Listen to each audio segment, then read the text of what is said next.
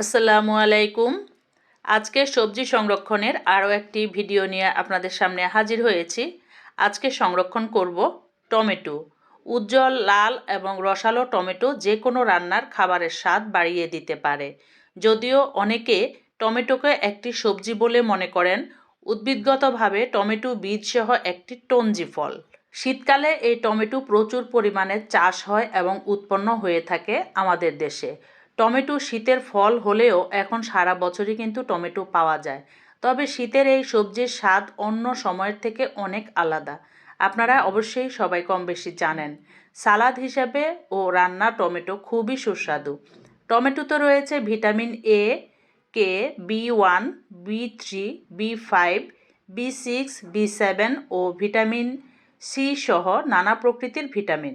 এছাড়াও এতে folate, iron, potassium, magnesium, chromium, choline, copper এবং ফসফরাসের মতো খনিজ থাকে।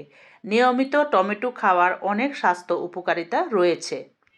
এই টমেটো খেলে আমাদের হার্ট ভালো থাকে, ডায়াবেটিসকে নিয়ন্ত্রণ রাখে, ক্যান্সার থেকে দূরে রাখে, রোগ প্রতিরোধ ক্ষমতা বাড়ায়, কোষ্ঠকাঠিন্য দূর করে। আচ্ছা, আমরা এই কয়েকদিনের ভিডিও থেকে কি জানতে পেরেছি? বিভিন্ন প্রকারের সবজি খেলে কিন্তু আমাদের রোগ প্রতিরোধ ক্ষমতা বৃদ্ধি পেয়ে থাকে। তাই আসুন আমরা সংসারের প্রতিটা মেম্বারকে সবজি খাওয়াতে উৎসাহিত করি। আজকে আমি 5 কেজি টমেটো সংরক্ষণ করব। সাধারণত আমরা কোনো ফ্রাই খাবার খেলেই সঙ্গে নিয়ে নেই 1 চামচ টমেটো সস বা টাটকা টমেটোর খানিকটা সালাদ। এতেই যেন স্বাদ বেড়ে যায় দ্বিগুণ, তাই না? এছাড়া অন্যান্য সবজির মতো টমেটোরও অনেক পুষ্টিগুণ রয়েছে। তা তো আমি কম বেশি আপনাদের সাথে আলোচনা করেছি। তবে এটি খেতে হবে খুবই পরিমিতভাবে। তা না হলে কিন্তু হিতে বিপরীত হতে পারে। অ্যান্টিঅক্সিডেন্টে ভরপুর টমেটোর আছে নানা রকম গুণ। তবে টমেটো হচ্ছে একমাত্র সবজি যাতে 4 রকমের ক্যারোটিন এড বা ভিটামিন এ আছে বিপুল পরিমাণে। এই ক্যারোটিন এড বা ভিটামিন এ ত্বক ও চোখের সুস্থতা এবং দেহের রোগ প্রতিরোধ ক্ষমতা বাড়ায়। এটিকে ফল হিসাবেও বিবেচনা করা যায়। বিশ্বজুড়ে টমেটোর নানা রকম ব্যবহার রয়েছে। এটি ত্বকের যত্নেও ব্যবহার করা হয়ে থাকে। সূর্যের অতি বেগুনি রশ্মির ক্ষতিকর প্রভাব থেকে এটি মানুষকে রক্ষা করে থাকে। এছাড়া খাবারের স্বাদ আনতেও অনেকে টমেটোর ব্যবহার করে থাকেন। তবে আপনি জানেন কি টমেটোর কিছু পার্শ্ব প্রতিক্রিয়াও রয়েছে, যা এড়িয়ে যাওয়া ঠিক নয়। চলুন জেনে নেই টমেটোর বেশ কিছু পার্শ্ব প্রতিক্রিয়া। শুনতে আশ্চর্য লাগলেও অতিরিক্ত টমেটো খেলে কিডনিতে পাথর দেখা দিতে পারে।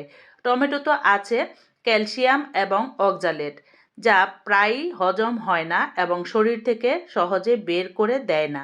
এই খনিজগুলো জমা হয় এবং এটি কিডনিতে পাথর তৈরি করতে শুরু করে। আবার যারা কিডনি রোগী আছেন তারা কিন্তু টমেটো খেতে পারবেন না। ডক্টররা কিন্তু বলেই দেন বা প্রেসক্রাইব করে দেন টমেটো থেকে দূরে থাকার জন্য কিডনি রোগীদের। সুতরাং টমেটো বেশি পরিমাণে খেলে অম্বল বা অ্যাসিড রিফ্লাক্স হতে পারে। অতিরিক্ত টমেটো খেলে জয়েন্টের ব্যথাও বেড়ে যেতে পারে।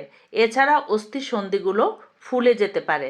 তাই যাদের জয়েন্টের ব্যথা আছে, বাত এবং আর্থ্রাইটিসের সমস্যা আছে, তারা টমেটো খাওয়া থেকে বিরত থাকবেন। টমেটোতে থাকা ম্যালিক অ্যাসিড ও সাইট্রিক অ্যাসিড পাকস্থলীতে অতিরিক্ত অ্যাসিড বা অম্লের প্রবাহ তৈরি করতে পারে। তাই আমরা যে কোনো কিছু পরিমিতভাবে খাওয়ার চেষ্টা করব। আর যাদের শারীরিক সমস্যা আছে, আমি যে সমস্যাগুলোর কথা বললাম, তারা আমরা সবজিগুলো এড়িয়ে চলব। আমি প্রথমে টমেটোগুলো আপনারা দেখতেই পেয়েছেন, ধুয়ে তারপর পানি ঝরিয়ে নিয়েছি। আর ধোয়ার আগে আমি কিন্তু বেশ কিছুক্ষণ সময় সিঙ্কে ভিজিয়ে রেখেছি। আপনারা হয়তো কম বেশি আমার আগের ভিডিওগুলো দেখলে বুঝতে পারবেন যে সবজি আমি ফরমালিন মুক্ত করার জন্য বা মেডিসিন মুক্ত করার জন্য আধা ঘন্টার মতো ভিনেগার এবং লবণ দিয়ে ভিজিয়ে রাখি। যার হাতের কাছে যেটা থাকবে, অনেকের ভিনেগার থাকবে না, আপনারা লবণ দিয়ে ভিজিয়ে রাখবেন।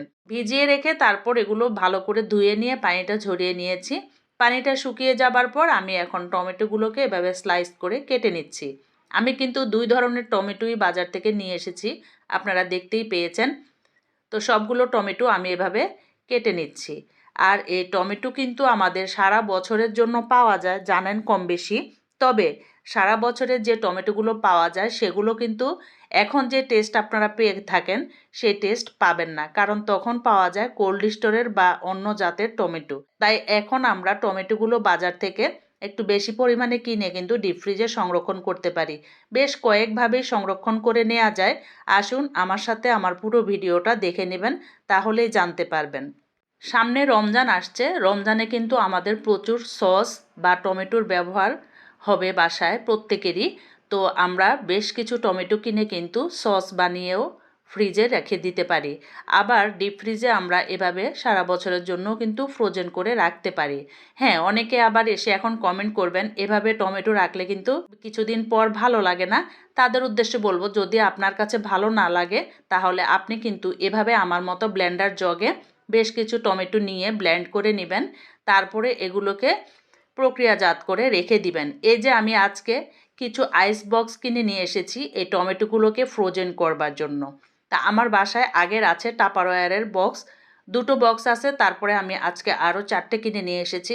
আমি এগুলোতে শুধু ব্লেন্ড করা টমেটোটাই ফ্রোজেন করব। এই যে দেখতেই পাচ্ছেন, এটা হচ্ছে কাঁচা টমেটো আমি ব্লেন্ড করে নিয়েছি। এটা চালবার কোনোই প্রয়োজন নেই, পুরোটাই কিন্তু ব্লেন্ড হয়ে গিয়েছে। তো এটা একটু বেশি পরিমাণে ঘুরিয়ে তারপর আমি ব্লেন্ড করে নিয়েছি। আর এই যে এখন আইস ট্রেতে আমি এই ব্লেন্ড করা টমেটোর পেস্টটা সুন্দর করে রেখে দিচ্ছি। এগুলো যখন ডিপ ফ্রিজে জমা হয়ে যাবে তখনই আমি এগুলো এই আইস ট্রে থেকে বের করে নিয়ে একটি জিপলক ব্যাগে সংরক্ষণ করব। আমি জানি কম বেশি প্রতিটা গৃহিণী কিন্তু তাদের তরকারিতে এই টমেটো পেস্ট ব্যবহার করে থাকেন, বা টমেটো থাকলে টমেটো কেটে ব্যবহার করে থাকেন। আর এই টমেটোর পেস্ট বা টমেটো কেটে দিলে তরকারির টেস্টটা কিন্তু বহুগুণে বেড়ে যায়, আপনারা গৃহিণীরা কম বেশি জানেন। তো আমি কিছু টমেটো এভাবে সিদ্ধ করে নিয়েছি। আমি তো দেখতেই পেয়েছেন কিছু আমি কিন্তু কাঁচা ব্লেন্ড করে নিয়েছি, আর এখন কিছু টমেটো আমি সিদ্ধ করে নিয়েছি। এগুলো আমি এখন পেস্ট করে নিব ব্লেন্ডার জগে। পেস্ট করে নেবার পর আমি একটু চেলে নিচ্ছি। এখানে আমি বেশি ব্লেন্ড করিনি, কারণ আমি এই টমেটো পেস্টটা কিন্তু বিচি ছাড়া রাখার চেষ্টা করব। তাই আমি অল্প একটু ঘুরিয়ে নিয়ে এখন এই পেস্টটাকে আমি একটি স্ট্রেনারের সাহায্যে চেলে নিচ্ছি। দেখতেই পাচ্ছেন যেভাবে আমরা সস তৈরি করি ঠিক সেভাবে চেলে নিব। আবার অনেকে আছেন যে বলতে পারেন যে এটা চেলে নেবার দরকার কি? হ্যাঁ, ঠিক আছে, আপনারা চেলে না নিয়েও কিন্তু ডিপ ফ্রিজে সংরক্ষণ করতে পারবেন। তো জাল দিয়ে রাখলে হয় কি, এটার টেস্টটা খুব বেশি ভালো পাওয়া যায়। আমি তো সবভাবেই ফ্রোজেন করেছি, প্রতি বছর করে থাকি। তো আমার কাছে মনে হয়েছে কি টমেটো কেটে এভাবে জাল দিয়ে তারপর ফ্রোজেন করে রাখা। আবার কিছু টমেটো এমনিতেই ব্লেন্ড করে তারপরে আইস ট্রেতে রেখে এভাবে ফ্রোজেন করে রাখা। তো যেটা কেটে রেখে দিয়েছি সেটার থেকে আমার কিন্তু ব্লেন্ড করে রাখাটাই বেশি পছন্দ হয়েছে। আপনাদের কাছে কোন প্রকারের টমেটো ডিপ ফ্রিজে ফ্রোজেন করলে ভালো লাগে আপনারা আমার ভিডিও দেখে কমেন্ট করে কিন্তু জানাবেন। আর আপনারা রেখেও দেখবেন আমার মতো করে। আমার যেটা মনে হয়েছে আমি সেটাই কিন্তু আপনাদের সাথে শেয়ার করেছি। আমার কাছে এভাবে রাখলেই ভালো লাগে। সারা বছর আমি টমেটোর এই টুকরোগুলো অর্থাৎ জিপলক ব্যাগের থেকে একটি করে টুকরো বের করে এক একটা তরকারিতে বা কোনো তরকারিতে 2টো করে দিয়ে আমি রান্না করে খেয়ে থাকি। খেয়ে দেখবেন ভালো লাগে খুব, কারণ টমেটোর কোনো খোসা থাকে না, তারপরে বিচি থাকে না, তরকারির ঝোলটা কিন্তু অনেক ঘন হয়ে যায়। আমি তো মাংস তরকারি রান্না করলেও অর্থাৎ বেশি করে মুরগি যখন রান্না করি তখন কিন্তু আমি এখান থেকে 3 থেকে 4টে টুকরা বরফের এই টমেটো পেস্টটা দিয়ে দিই। তো আমার তরকারিটা খুব টেস্ট হয়ে থাকে। আশা করি আপনাদেরও ভালো লাগবে, ট্রাই করে দেখবেন। আর আমার ভিডিওটি ভালো লাগলে অবশ্যই আমার পেজটির সাথে থাকবেন, অথবা আমার ইউটিউব চ্যানেলটিকে সাবস্ক্রাইব করে পাশে থাকা বেল অপশনটি প্রেস করে দিবেন। এই যে দেখেন আমি যে পেস্টগুলো সংগ্রহ করেছি আইস ট্রেতে, সেগুলো আমি ছুটিয়ে তারপর একটি জিপলক ব্যাগে রেখে দিয়েছি। এভাবে আমি 2টো জিপলক ব্যাগে রেখেছি, একটা হচ্ছে টমেটো জাল করে নেওয়া আর একটা হচ্ছে কাঁচা। তো দুইভাবেই আমি সংগ্রহ করেছি। আর কাটা টমেটোগুলো দেখাচ্ছি আপনাদের কিভাবে রেখেছি, আর আস্ত টমেটো আমি দেখাচ্ছি। আমি যে আস্ত টমেটো রেখেছি তার থেকে কিন্তু আমার কাছে এই ব্লেন্ড করে নেওয়াটাই ভালো লাগে।